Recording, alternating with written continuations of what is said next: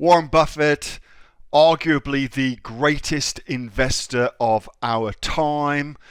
He talks a lot about building businesses and buying businesses with specific competitive advantages. In this video, I'm going to talk you through some of those advantages and show you how you can apply the same Warren Buffett strategy to building your own e-commerce business too. Let's start with something I've been thinking about a lot recently, which is economies of scale. Economies of scale, okay? So this is Anchor, billion-dollar brand now. They started, I feel like it's like 10 years ago, they started selling computer cables or iPhone cables on Amazon, just selling one or two products, that's it. And now they're a billion-dollar brand doing incredible things. Very, very cool business as well. How did they do that? Well, they kept on adding products in and they kept reinvesting the profits from those products. And what they now find themselves in is a situation where, because of the number of electrical products that they sell, they're now able to take the manufacturing of those products and bring that in-house, which is called, in business terms, vertical integration, meaning that the company makes the thing that it sells, okay? Most companies don't make the things that they sell. Anchor now makes the things that they sell. As a result of that, their margins, because they're making the thing, are much, much better, which gives them a competitive advantage because of that. So because they sell a lot of things on a lot of different platforms, they've got economies of scale, it's allowed them to vertically integrate their business, and that's created a moat around their business, okay? Very, very cool thing to do. So as Amazon sellers, how can we take advantage of something like that? To give you an insight into that, well, the Oodle Food business. So one thing that's on my long-term goals for that Oodle Food business is to produce our own food. I know that if we do that, if we set up our own factory to produce our own food, that will give us a huge moat around that business as well. Okay, so that gives you an example of how to think about that. You're going to go do that sort of thing, okay? If you've done any research, think you will know that this particular marketplace that they sell in, which is these little tumblers and water bottles and shit like that, it's hyper competitive, like hyper competitive, insanely so. But lots of people buy this product, like lots of people, 15.5 million a year buy the product, okay? So very, very cool. So what Simple Modern have done is they have built a intellectual property moat around their business to stop competitors stealing their designs, stealing their intel, stealing their intellectual property for their business, okay? So for instance, this is all the terms that Simple Modern has trademarked. An example of that would be here, for instance. So they got that logo done, for instance. So nobody else can use that, but they've also done, you can see where they're going. So farmhouse stuff, and what else? They've got like homeware stuff, other things that they're moving into as well, okay? So an intellectual property moat is very, very easy for us to create, very, very easy for us to create. And if you're going to create that, and you should, then you want to go to Kate Sun, who does all of my intellectual property for me. She's fantastic. She's at sunip.com.au. Kate is amazing. She's one of the Aussie online entrepreneurs as well. I love her to bits. She's uber cool woman too. So go get that done. But an intellectual property moat is badass way to protect your business. Really, really cool way of protecting your business. Next, switching costs, the tech stack of a business, meaning all the different apps and technology a business uses, okay?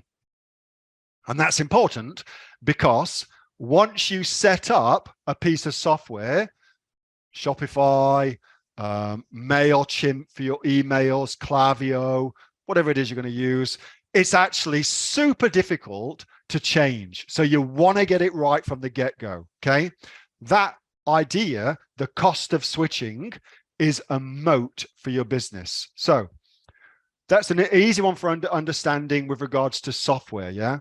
Like if you've got all your emails and all your customers in your email marketing software, then shit, it's actually really hard to get them all out of there.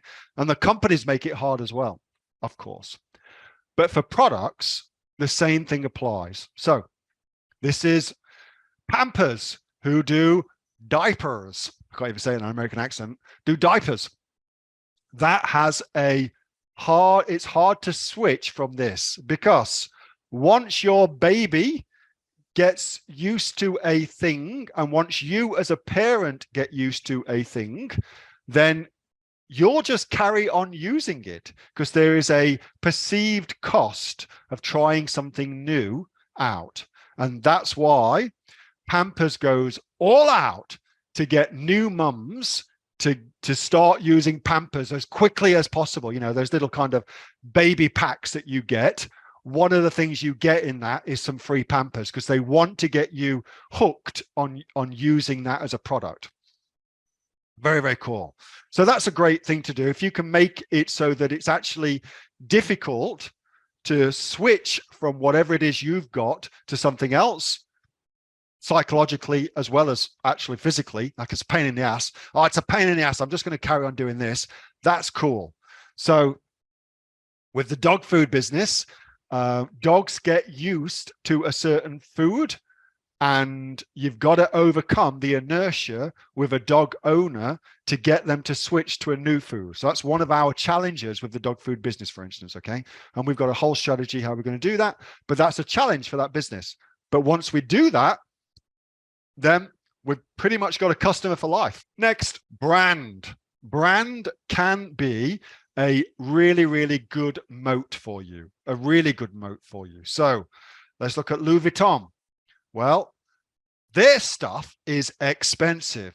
Their stuff is expensive. And because it is expensive, and because there is a social aspect to Louis Vuitton, that if you are wearing it or using it, everybody knows that that is expensive, and therefore the halo effect, Cialdini's halo effect, comes into operation, and you get bestowed magically with all of the aura that the Louis Vuitton brand has. Okay, it's a luxury brand. People know it. If you've got it, people think you're rich enough to afford it. That's how Louis Vuitton works. And look at all the people doing all the marketing for Louis Vuitton. It's endless. It's endless. Okay. Not only that, people sing about Louis Vuitton in their lyrics. They put it in their lyrics. It's that big of a deal as a brand. Okay. If you can, and they've engineered this, of course, it's very, very clever. And then you've got people who will wear the brand just to enhance their own standing in whatever it is they're doing. So Kim Kardashian, influencer, to get her to post something on her Instagram account, give or take, depending on what it is, somewhere between $250,000 and $500,000 US for her to post something on her Instagram account. She will post Louis Vuitton stuff all day long for free because of the brand, So the brand has created a moat. The brand is the moat as a result of that, because for somebody else to come into that, well, there are other bags where it costs, you know, $5,000-$6,000 to buy the frigging bag. There are other bags that do that. But because of the recognition of the brand of Louis Vuitton, they don't get the same traction. So that's a moat around that business. That is why, what's his name in France? Bernard Arnault is the richest guy in France, because he owns all of those cool brands like Louis Vuitton and Gucci, Balenciaga, all that kind of crap. So they get that as well, okay? But brand moats don't need to be based upon the cost of the product. So if you're thinking, shit, I'm not going to make a luxury fashion brand, doesn't need to be that. It can be lots of other things as well. So you've got brands like Patagonia, for instance. Well, they've got zealots in their consumers who just love the brand that Patagonia stands for. Okay, so you've got that as well. You've got other brands like Goop. So you've got brands like Goop. Again, crazy brand loyalty. Okay, not the most expensive stuff in the world, but certainly up there, but crazy brand loyalty. You've got brands like Harley Davidson. Well, if you ride a Harley, that says something about who you are as a person. Okay, it says something. Lego has got that same kind of brand thing going on. Okay, so you can develop that moat in any category that you can think of. There's moats within any category, brand moats within any of those categories like that. Okay, it's all out there for you. It's all out there for the taking. That was a video from my regular Monday night Q&A session with the members of the Aussie Online Entrepreneurs. We are a community of 2,500 members and growing. We're the fastest growing community of professional e-commerce sellers right here in Australia, with sales, by the way, of over $50 million. $50 million, holy crap. If you'd like to find out more about what we do and how we can help you build your own e-commerce business too, get off to www.aussieonlineentrepreneurs.com.au. The link for that is in the description. And thanks so much for watching. See you in the next video.